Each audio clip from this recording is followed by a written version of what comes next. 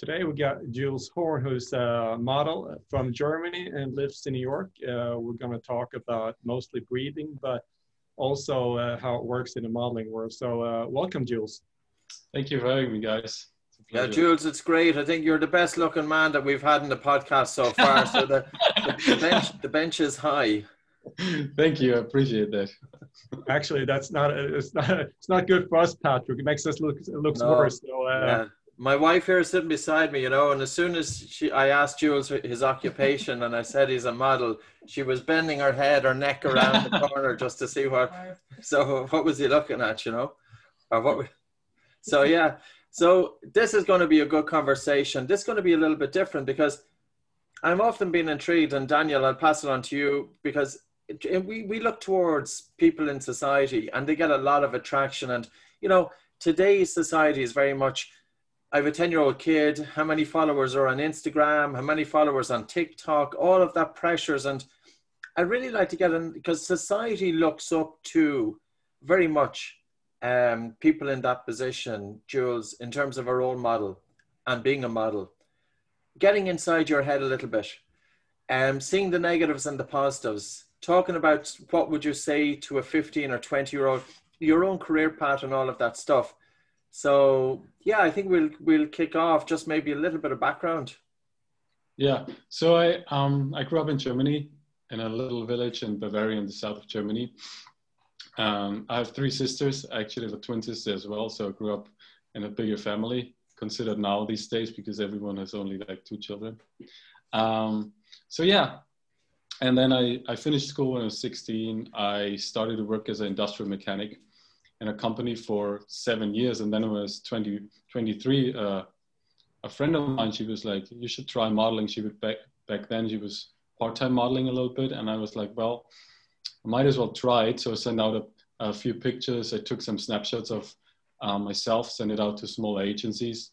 And then like one step to another, basically I signed with a small agency and then with a bigger one in Germany. And then I had my first trip to America 2015 to LA for 3 months. It went quite well. Then I went back to Germany, got my visa done in 2016, basically moved to the States. I was quite lucky in the beginning because I was shooting with a big photographer, with Bruce Weber back then. And then he launched my whole career in New York. I signed with a great agency here, and then it just went from there. And now I'm here already over 4 years, and it's been a great journey. It's not been easy, I have to say, but I appreciate every day, and I really feel grateful. I'm really grateful to have this life. And I know a lot of people back home always said to me, you'll never make it. But, I think it's always about what you put in your head and how much work you put in in that journey. And then you can reach anything, I guess. So if we talk about, I've read many articles from you, and you're also an Oxygen Advantage instructor. And obviously being focused on the physical part, diet and so on, and working out is I guess fairly normal. But what about the mental aspects of breathing methods and handling the pressure of the being able to work at an instant notice, and also handling large following and all that? How do you handle that, and what do you do for breathing, so to speak? So I actually just got into breathing like last year in October. And before I'm German and I'm a Capricorn, and I'm pretty dedicated to what I'm doing. And I always, like since 2-3 years, I always have like in my head, I want to get up every day and feel better than the day before. And I want to be the best version of myself. And of course, with the modeling, you have a certain pressure on yourself because you need to look a certain way every single day. Because it could be that you don't work for 4 weeks, and then at a random day, you just get a call and you need to show up at a client, and then you might book a big job, So there's a lot of pressure, and I figured out the right diet for myself. I'm vegan, I'm plant-based for myself. And then last year when I got introduced to breathing from a friend of mine, in the beginning I was like, it's just a breath. It can't be that hard, like I've been active my whole life. And mainly I thought always like, okay, if you want to be in shape, you need to like work out, you need to eat a certain way. And it's all part of the whole process, and it's part of the bigger picture. But then once I got introduced to breathing and I first measured my Bolt score, I was like, this is kind of crazy, because it was below 20 seconds. And it's like, I was really getting curious about it and really got into it. So I really would like develop a certain routine for myself. I would do like the longer breath holds twice a day at least. And during the day, I would do like air hunger and stuff, all those little exercises when I was walking around the city. And all of a sudden I saw literally a major improvement. Mainly like my sleep got much better.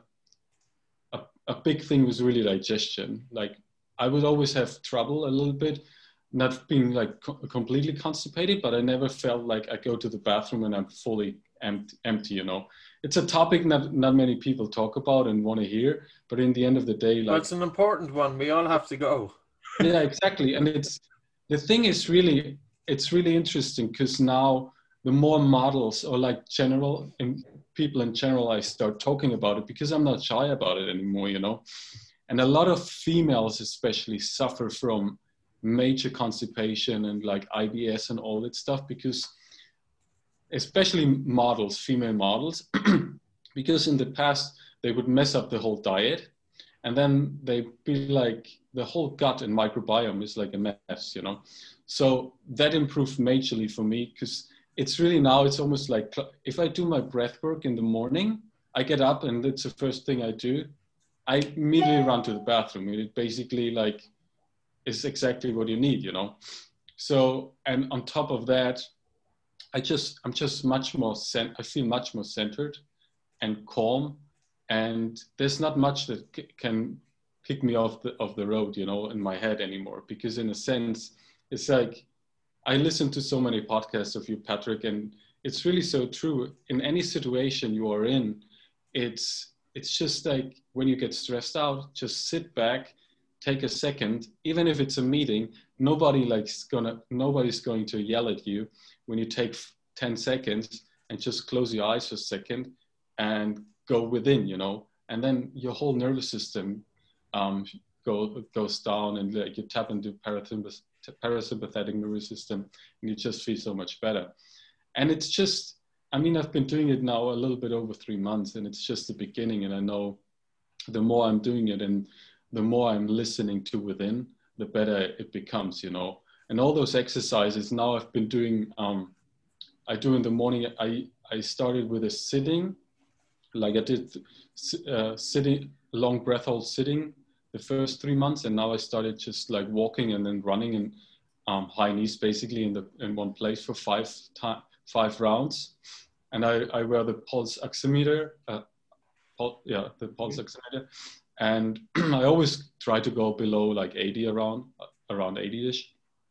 And it's just great, because you see, you improve my health improves, my cardiovascular health improves as well. And it just feels so much better, you know. So it's been quite a journey, and I love it. It's very interesting. Would you have considered yourself to have had a racing mind or a lot of thought activity? And has that changed? I know you have, say for instance, if you're going into a meeting, you'll bring your attention and slow down your breathing for say 10 seconds.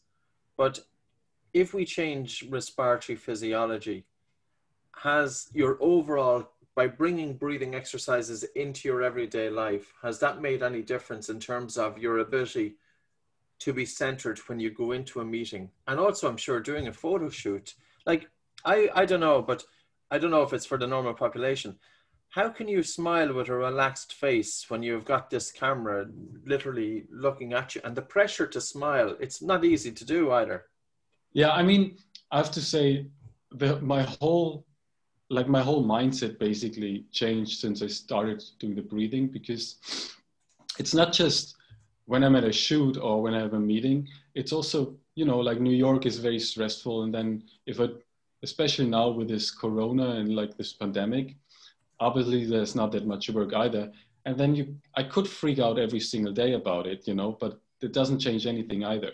So it's really like, I feel so much more centered in general, as I said earlier, and I'm just more calm, and anxiety almost went completely away. And every time, for example, yesterday was kind of one of those days where a little bit of anxiety would come up, and then I just started doing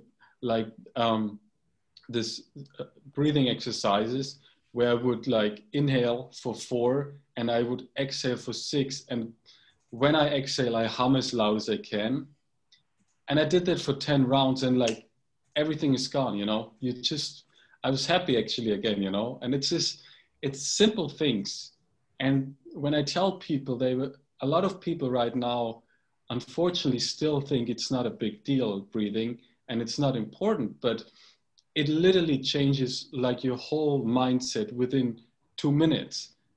And then what you said earlier with social media and all that stuff, you know, it's like people don't want to take 10 to 20 minutes, maybe once or twice a day, to focus on breath and to try to improve themselves. But they don't mind like scrolling on the phone for 2-3 hours every single day, you know? So it's kind of like, I had that mindset too, but we all have the ability to change, and we all have the ability to create our own destiny, you know? And I think if you want to achieve anything in life, you just have to like sacrifice certain things. And I guess it's not a bad thing to put your phone away for a couple of hours a day more often, and just to focus on yourself, on your health, and on your internal well-being, you know. So once I started doing that, it's really, it's just so much better. And on top of that, it's not just myself who notices, you know. A lot of people coming up to me and now saying, what am I doing? You know, what's your daily routine, and why are you so calm all the time? It's that, and I say, well, you know, it took me a while, but now I just want to really give back to everyone else, like to people who follow me, to friends, to family members. It's not easy because a lot of people just, as I said, don't take it really serious, the breathing. But I know we are all on the right path, and the more we can spread the word in the world out there, the more people will jump on the train, and the more people will feel better, you know, especially the more parents introduce it into the children, the better the whole health community and everything is going to be. Because, you know, I mean, you know much more about that as I do, Patrick, but yeah, it's breathing for children is such a big thing, especially like teeth development and like facial structure. Everyone will look great, but if you breathe through your mouth in and out as a child all the time, you don't. Not going to be a model. Then we know that you're not a mouth breather. You were a nose breather as a child. No, but you're right, Jules. As far as it seems like you've grown more and more conscious. It's a constant evolution. I've read some articles about, you know, the diet. That's one thing, and now breathing, being more focused internally than externally, and it's very difficult to tell people about this. I think that's the crux of the problem, that you have to experience it, and it takes some time sometimes, you know. It's not always immediate. So yeah, some people get it sooner than others, but it can take a few months, and you need some sort of dedication for that. I mean, the problem in general in our society right now, I feel like with social media and all that stuff, is that everyone wants a quick fix, you know. So, you know, I could have done some sort of fitness app or sell an ebook and promise people, oh, here's your 6-week apps or whatever. And yes, you can make a lot of money with that. But for myself, I don't think it's just, I don't want to be associated with anything like that, because I truly believe there's no quick fixes in life, you know. Look, I'm 31 now. I was breathing wrong, probably like, let's say 28 years, the first 2 years as a child, probably I would breathe right. And then 28 years, or maybe less a little bit, 25 years, I was breathing a lot through my mouth. And I'm not gonna fix my breathing that I messed up for 25 years in like 6 weeks, you know. It takes a time, so I can't. Of course, I want to have a Bolts go 40 plus seconds, but that's not going to happen overnight either, you know. But if you tell someone like, oh, you know, you should start breathing because it that helps your health, that helps your mind and everything. And then in the beginning, it's very, very hard. I remember when I started, because it's very emotional. Like if you have anxiety and if you feel stressed out 24/7, you start breathing, holding your breath for 30 seconds is a big deal. And people freak out. And then you don't want to do things that are uncomfortable every single day, because who want to feel uncomfortable, you know? But you just have to believe in yourself and believe in the journey, you know? And then rather than putting your destination in your mind, is like enjoying the journey, you know, because the journey is a destination, as they say, and the book The Alchemist, you know. What do you do? Like, do you have a specific morning routine, and like on a daily basis, but also when you come to a photo shoot, when do you always do something before, or is it just when you feel a little bit anxious or the pressure is piling on, if you've been away for like 3 or 4 weeks and a little bit rusty? Do you have like routines to kind of handle this? Yeah. So, I mean, I'm a little bit insane. I mean, but it's just my personality. And so I would get up every day around between 4 and 5, depending on my day. And my morning routine takes quite a time with like everything now with the breathing. So I do breathing. I have a small workout. Then I do like 30 minutes yoga. Then I do ice cold showers every day, like for 6-7 minutes, depending. But I think it's just in general, no, I don't say to people, you have to do the same thing as I do, because not everyone is the same and everyone has a different life. You know, if I would have 2 children or 1 child, it's impossible to do what I'm doing, you know, because you have to take care of your children, or if I would have a different job. But I really do believe everyone has to find a routine for themselves that you're able to stick to. And then you have to focus on what are your goals, you know. For me, it's obviously like I want to feel the best I can feel every single day. So the stuff I do and I develop for myself, the morning routine, I know it, I benefit from it every single day, even though certain days you get up in the morning and you don't feel the way you want to feel. But I know once I done all my stuff in the morning, I get out of the cold shower and if I sit down for meditation, I feel amazing, you know. So it's just about, as I said earlier, it's you need to like put a little bit of work in it.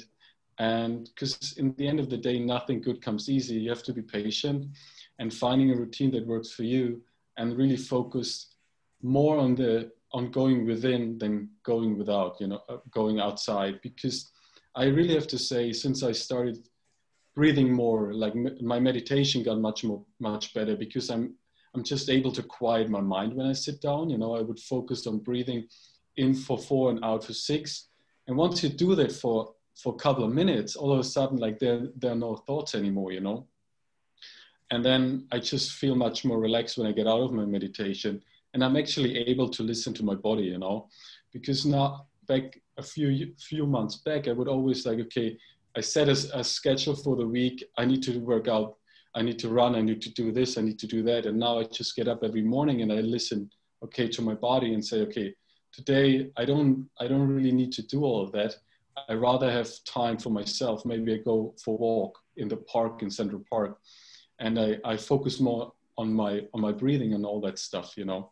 And then when it comes to work and I have a meeting with my agent, or I have to take digitals, or I have a photo shoot or whatever it is, the more I really sit down and quiet my mind before that, the easier it becomes. And it's with everything, you know. People think it's always a miracle. Like you go to a photo shoot and you have to be present, and it's very overwhelming, because in certain shoots there can be like 20+ people, you know, and of course you have to perform. It's almost like you're an athlete. I see it almost as I'm being an athlete, because you have to be ready when you have it's basically a race, you know. If I'm a sprinter, I have to perform every day. I have to train for a race, and it's kind of like when I'm a model, you need to develop a certain daily routine for yourself that makes sure you're ready when the time comes, you know. And the time is like, it can be tomorrow, it can be the day after, you know, it can be in 3-4 weeks. So it's just, the older I grow, the more I realize that, you know, that it's kind of like you have to figure out a way to live. First of all, that you enjoy. So I don't want to like miss out on any things that bring me joy and that I like, you know. But it's also, you have to find a way to look a certain way and to feel good every single day in order to like perform on that day that you have a shooting or whatever it is, you know. And of course, if you go on the media and look how this whole fashion industry works, it's very glamorous. It's a lot of partying. It's drinking. Some people might take drugs, you know. But I'm far away from that. I did it in the beginning a little bit. I would go out, and I stopped almost drinking completely. I have a glass of wine every other week, maybe, you know, when it's a celebration or anything like that. But it's just me, because I know what's good for myself. And of course, if you like a glass of red wine every single night and that doesn't hinder the way you feel on a daily basis, it's fine. You know, I don't say to people, you need to be vegan, you need to do this, you need to do that, because it's exactly the opposite than what you're gonna reach with those people. Because in the end of the day is the problem is, if I tell someone you need to start breathing every single day, in the beginning it's like telling a little child you can't have the candy. So the child, of course, want to have the candy, and the person doesn't want to breathe because it's uncomfortable. So I try to figure out right now a way to show people to live that life I'm living right now, and then rather living by example and showing people what is possible and how I can change my personal life and other people's life with the way I'm living it. So it's better in my opinion, it's better to live by example rather than putting so much pressure on other people, you know. And I think what you do, Patrick, with like all your books, all those podcasts, it's exactly the same thing, because you just tell people this is possible. And then all those little stories you have in the book and like you tell on the podcast and you find online, it's just, for me, it's very inspiring, because you see that people change their entire life with just starting breathing, you know. And again, it's like, if we are a little bit going into our head, you know, you can go, everyone is so focused on diet, on what to drink, how to exercise, but how long can you go without food? Weeks, you know, weeks on end, without water a couple of days, and without breath. Like if you go 5 minutes, then you're a really good breather, you know? Mm-hmm. So it's kind of like, it's very simple and clear what should be focused on, but it totally got forgotten in the past. And as I said, like I'm being honest, I never thought it's that powerful for myself either, you know. Jules, when you go for a walk in Central Park, do you bring yourself into present moment awareness? What do you do? Do you have any routine? I'm quite conscious that you seem to be quite aware of bringing attention inwards, and very much in New York, there's so much going on that most people's attention is going to be going outwards. So what do you do? Do you make a concerted effort? Do you say to yourself, or does it just start happening naturally?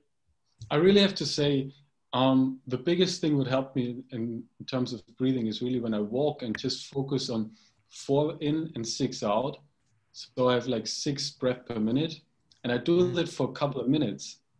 It's really like everything else what's going on in my head goes away, you know, and it's actually really, really simple and easy to do, you know. Of course, in the beginning, it takes a while to adapt to it, especially when you have never done it. And when you move around and walk, it's really hard. And it was really hard in the beginning, but now it's just super simple and easy. And for example, I went to the park yesterday, and then of course you're on your phone. I was on my phone, I was doing this and that, take pictures. And then all of a sudden, like, I look around, you know, and then I start doing this breathing exercise, and I just feel an immense joy within myself, you know. And I'm really, really grateful, because just to live in the city, to be able to walk in Central Park is such a big deal actually for myself. But I often forget about it, you know.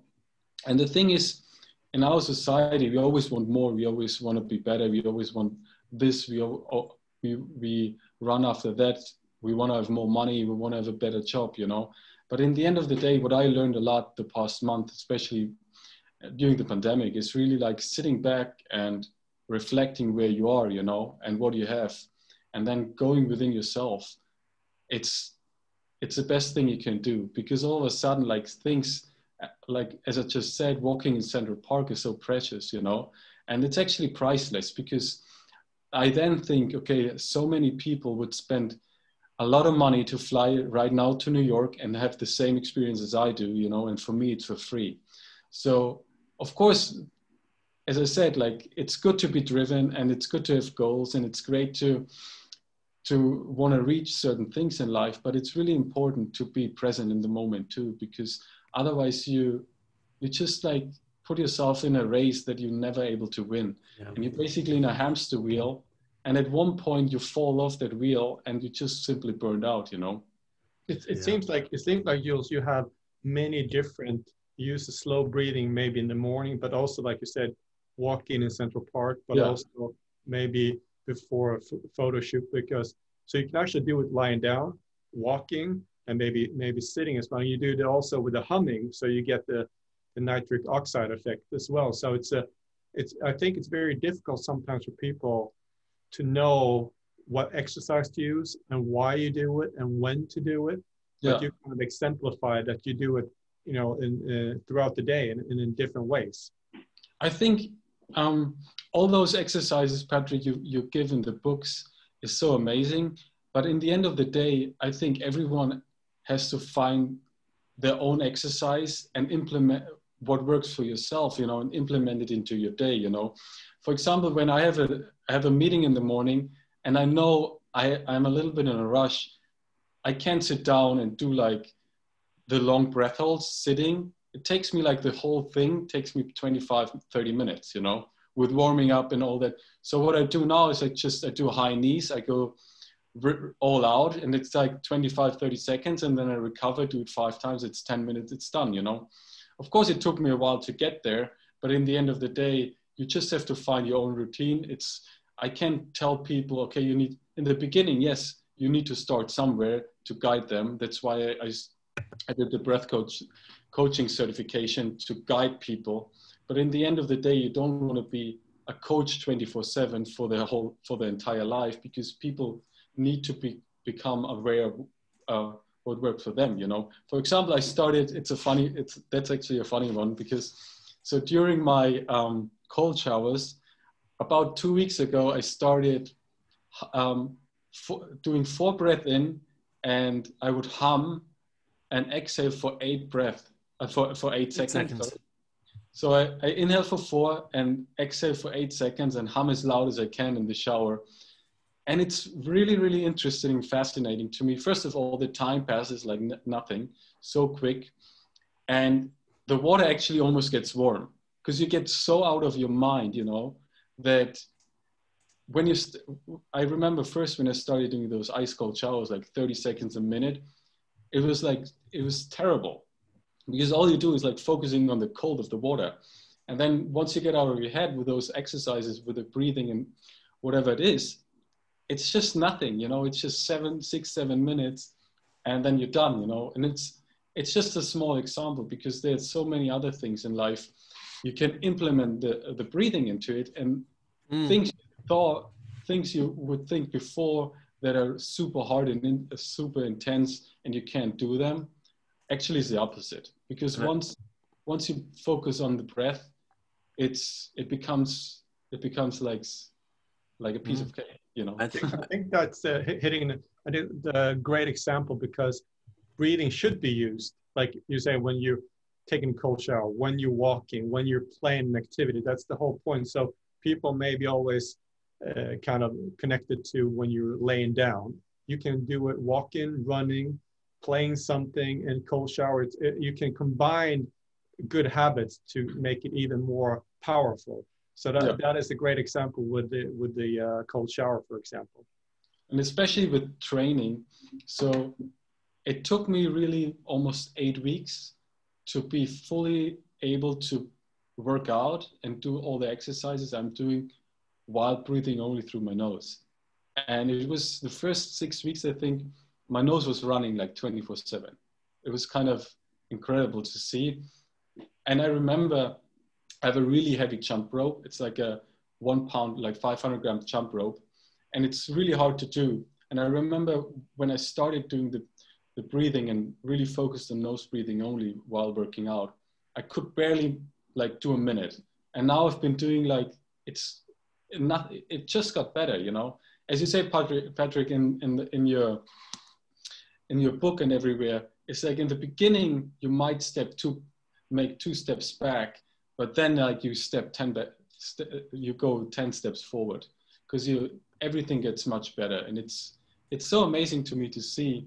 And also what I noticed is when I now meet people and I look at people and I have a conversation with certain people, I really notice how they stressed out and how they breathe, you know. I met this one girl the other day.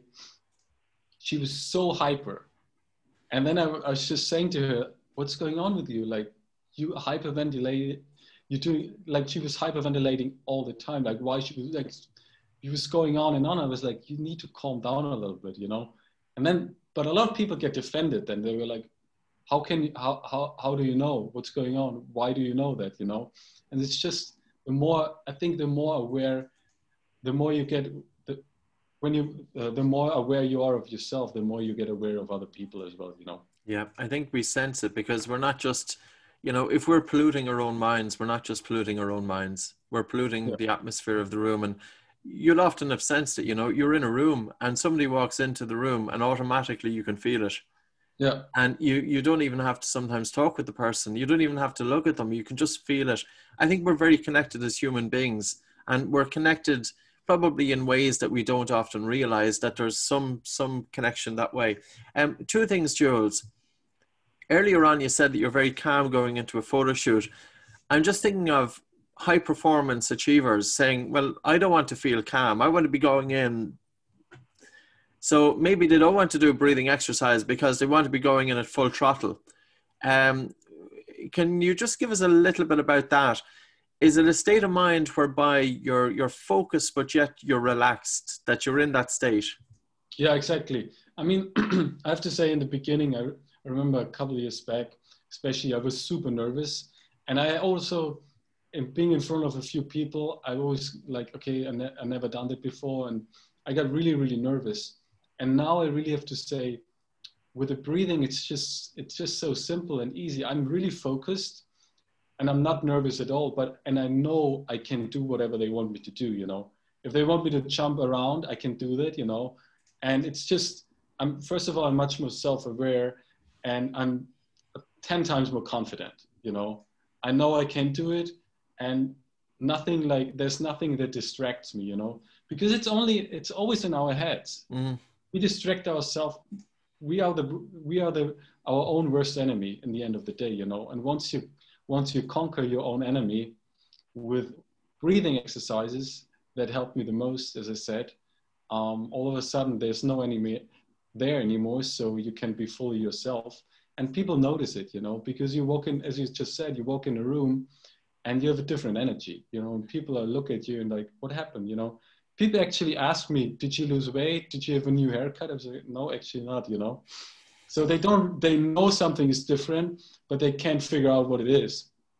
And that's why, in the end of the day, we all made out of energy. So, and in the end of the day, we all won. So once you shift your mind and your whole energetic level towards positivity and towards like a more conscious living, people recognize it and people realize it. And then that's the thing, what I think is going to help me to reach more people and to tell people, okay, you need to do this in order to feel better, in order to leave anxiety behind, in order to get out of your depression. You really should start focus on your breath. Just skip 2 or 3 workouts a week and take the time you have, instead of going to those crazy workouts, just take the time and sit down and go within. And that ultimately leads you to a much better life, and you feel much better. And ultimately you can even work out harder in the end of the day, because you're able to do so, because you're not in your head anymore all the time, you know, and you're not stressed out, you're not anxious. Do you think, Jules, what you're talking about, what's the maturity level in the model world? Like, how many people are aware of this or doing it? what would you say? Are you very unique, or is it a lot of people, or is it just started to come with taking care of the mental aspects of yourself, like breathing method, for example? So I think with the mental aspect, a lot of more and more people getting into it. And with the breathing, actually, unfortunately, I haven't seen that many. All the people I talk about, and when someone would do some sort of breath work, it's simply the Wim Hof method. And in the end, it's like, I do believe, I did it a little bit, but I have to say, like, after 2 weeks, I was like, that doesn't feel right for myself, because especially in a city like New York, where you're already stressed out, where you're already like in a fight or flight mode 24/7, laying down in the morning and getting like your heart rate up and like you feel great, but it puts you in a fight or flight mode where you're already in. So it's basically, you want to pour water in a full cup. Eventually it overflows and you just feel not good anymore, you know? So a lot of people simply only doing that right now, but I already talked with my agent, and what I'm going to do is once this Corona situation is a little bit better here and more people get vaccinated and all that stuff, I really want to do just workshops, small workshops in the agency, you know. First I know if I'm gonna start with the agents and they see how you can shift your mindset and like your well-being within a couple of minutes, they want me to do the same stuff for younger models, or for people who are in town, like for models who are in town, you know. That's kind of like the goal, because that's how we can spread the work, you know. And I do believe, yeah, I mean, look, Patrick, I think we all have to start somewhere, and I'm really grateful and that you do all that work, and it's been quite a journey for you over 20 years, right? So, and now all of a sudden people slowly start to realize how important it is. So it was really frustrating for you in the beginning, no? Because it's kind of like talking to a wall. You want to bring it out, but nobody want to listen, right? Well, I suppose I learned one rule of thumb. I didn't want to waste my energy unnecessarily. Yeah. And if I was talking to somebody and if I felt they weren't interested, and, you know, they may have been different societies for respiration and things like that, I wouldn't waste my energy. So you made a really good point even before we started recording. You come up in a small village, and I did too. And too often, we're influenced not just by the negative criticism in our own minds, but the negative criticism of other people. That, especially I think in small villages, it happens. Who are you? You'll never be a world-class model. You want to go to New York? You must be dreaming. You know, this sort of stuff. Yeah. And I think one way, Jules, in terms of quietening the mind and bringing our attention inwards and bringing it into our everyday life. You know, I've seen people who meditate and they look wonderful, and they have all of the beads and everything. And for half an hour, they're meditating. And the rest of the day, their mind is a mess. And meditation is not. And I don't even use the word meditation because I think it conveys too much of kind of left of field. But it's really about focus and concentration and training the brain. That's what we're looking to achieve. Training the brain that we can, regardless of criticism, from outside or internal, that we can bring our focus back. And it's really about setting a target. And the other thing that I think was wonderful, what you said, the rat race. And I can remember it. And Daniel, I'd love to get your input too, because, you know, there is this thing with society that we have to succeed. And we're in such a rush to get to the future. And I was there as well. You know, I wasn't in the financial industry, so I have no experience whatsoever about that. But in the rush to get to the future, we miss the present moment. And once we get to the future, the goalposts move and we're chasing it again, and we're chasing it. And kids are taught this. You know, kids are chasing it, get out of junior school into high school. Out of high school, you have to get grades. Get out of high school, or you get into university, you have to go to the corporate world. You know, so between the two of you, yeah, there's some great points here. Daniel, your input as well, which goes with, you know, the pressures inside the model industry, the finance world. Yeah, I mean, I think I've been on several hamster wheels, so it's at the same time, so it's even worse. I think it's all about like what we spoke about earlier, about being conscious, awareness, that if you're not, you just keep on chasing the whole time, and it will happen anyways. But the more you bring attention to your breath, I think you have a better chance of not just chasing the whole time. So it doesn't matter if you're in finance or modeling or if you're in other sports. It's the same kind of method. But the question I want to ask you, Jules, is how do you think when you're holding these workshops, how are you going to reach younger models? Because I know if somebody told me when I was 20, I was not susceptible to any of this. So all the things that you're saying is correct. But if you talk to yourself as a 20-year-old, do you think that would have worked? I think a lot of models in their early 20s, especially girls, they are much more mature than other people from where I, for example, grew up. You know, when you're in your early 20s, you live a totally different life. But especially like models in New York, when they're in their early 20s, they kind of like much more mature already.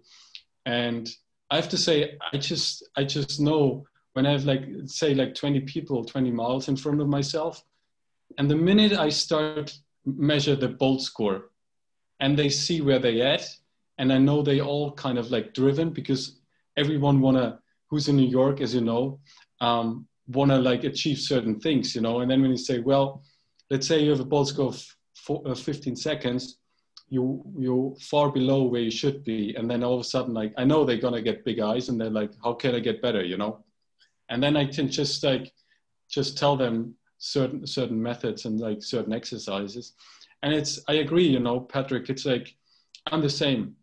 Because once I figure out, when I talk to someone and I figure out the person is actually not interested at all, I just don't go any further because it doesn't make sense and I don't want to waste my time, you know. So of course, if there would be 20 people and three of those kids or whoever that is, you know, is not interested, that's fine for me too, you know, because you can't like help everyone at the same time. Their time will come and they will know when it's the right time. But in the end of the day, we can only do as much, you know, and I can talk to 100 people every single day and say, you know, you should do that, you should do that. But if 100 people say every day to me, well, I don't think it's great for myself. I've been breathing 30 years and I don't have any problems. Then it's maybe like, well, yeah, but the thing is really, people don't actually know how good they can feel, you know.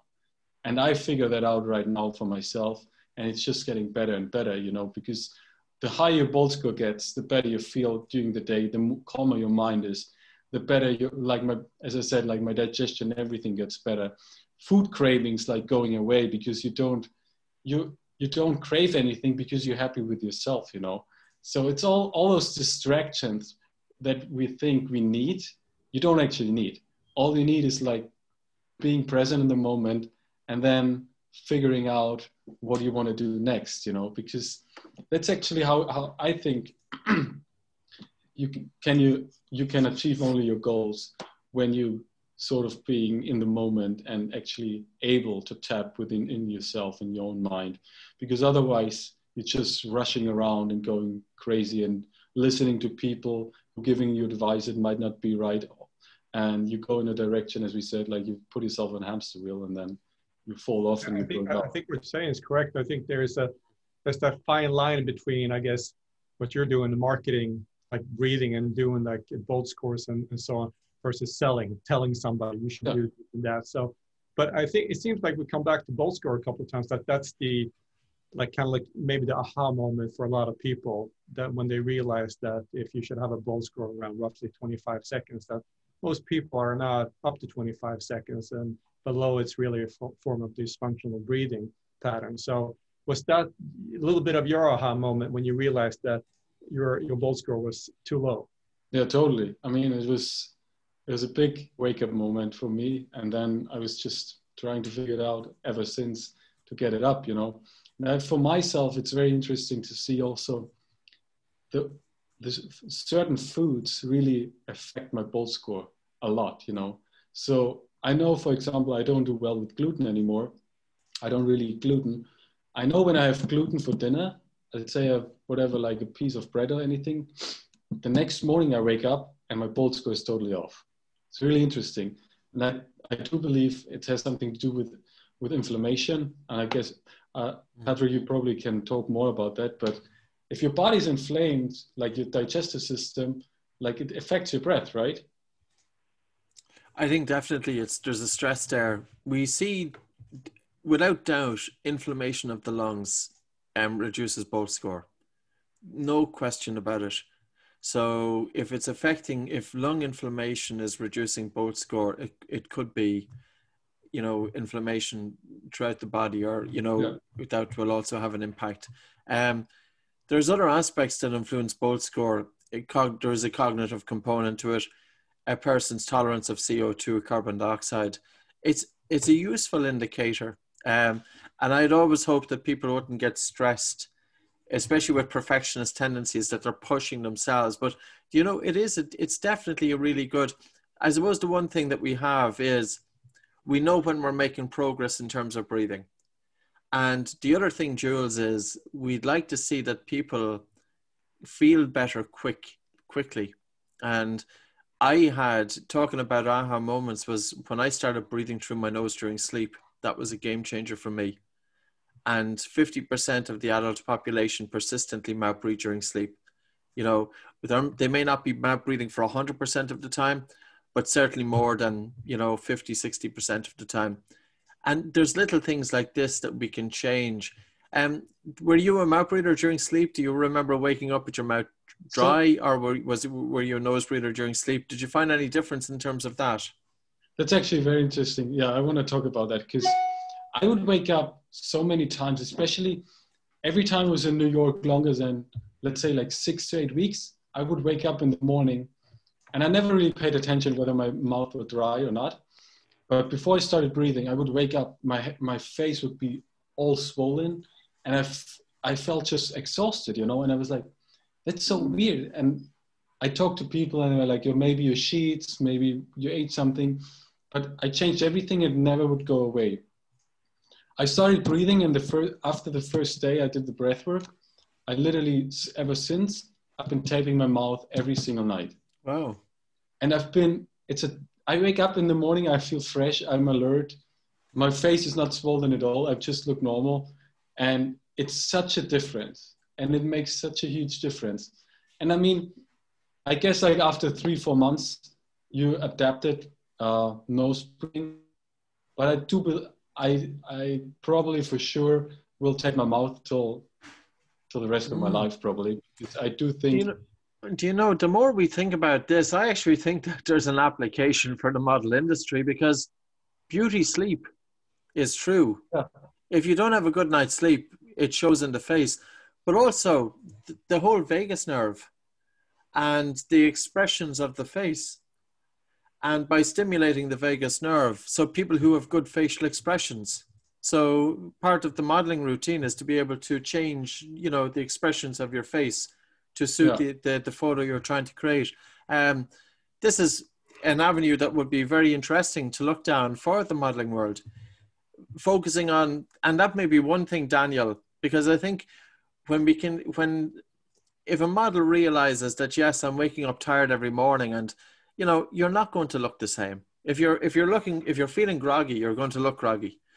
And also then in terms of stimulating the vagus nerve, that if you're stressed going into a shoot, can you look calm and relaxed? Does it ever happen, Jules, that a model is just I know a little bit of stress is good, but does it ever happen that a model is just a little bit too stressed and they can't relax during the shoot, or do they find it easy just to switch off? I mean, it really depends. Everyone is kind of like a little bit different, but I think I've seen when someone comes on set and they're already running like on the edge, it doesn't take much to get them over the edge, So, and then all of a sudden the whole energy on set shifts. I've seen that like many times. It's not just like models in general. It's also the whole fashion industry, because we all have the same pressure. And then if you're stressed out, if you're anxiety, if you don't sleep well, all that stuff, and then you come on set and you need to switch on the lights and you need to be present like all the time. It's really, really hard. I remember when I had nights or when I would be stressed out and I didn't sleep well, get up in the morning and it's just like the whole day is a mess, you know, and obviously you don't perform the way you should and the pictures don't look the way they wanted to look. And it's really, really interesting because as you just said, it's basically a full circle for everyone in the beginning, but especially like in the fashion, the beauty industry, whatever you want to call it, we all have to look good in a sense, you know, in that industry, you have to perform well. And then when you figure out how to sleep well and how to breathe right, how to calm down your nervous system, I mean, you just benefit from it, you know? And I think those points are really, really big. And when I bring that up to other models and to other people in the industry, that's how you get their attention, you know, because if you tell them, as I said, like if you tell someone, oh, you can get a six-pack in 6 weeks, they're going to do everything you tell them for 6 weeks, you know. Of course, they don't get it in 6 weeks and then they fall off. But if I say to someone, look, if you do a little bit of work, maybe like twice 10 minutes, twice 15 minutes every single day, in the morning and evening, you'll sleep better, your digestion is going to be better, your nervous system calms down, your anxiety goes away, and you're going to fight against your depressions or whatever you're dealing with, you know. I think those points are really key. That's going to be very helpful for myself to reach more people in that industry, you know. It's super. It's great. Yeah, like you said, Patrick, I think if you breathe poorly and you then sleep poorly and you wake up and you don't feel optimally and you go into a photo shoot, I'm sure it's much more difficult to be able to focus on what you need to do. So I think it all makes sense that it's a trickling effect, and it all affects you. For most people, they may not even know that it affects them. They just feel it, but they don't know really what to do. So it is very tricky. Yeah. Well, we've just created a new industry. Jules, you're heading Breathing for Models. Yeah, perfect. I mean, I'm happy to do that because I do believe my personal life is also like to inspire and help other people to lift up their lives, you know, and to feel better. And that's why I chose to become a Oxygen Advantage coach. And I've done like nutrition coaching stuff in the past as well.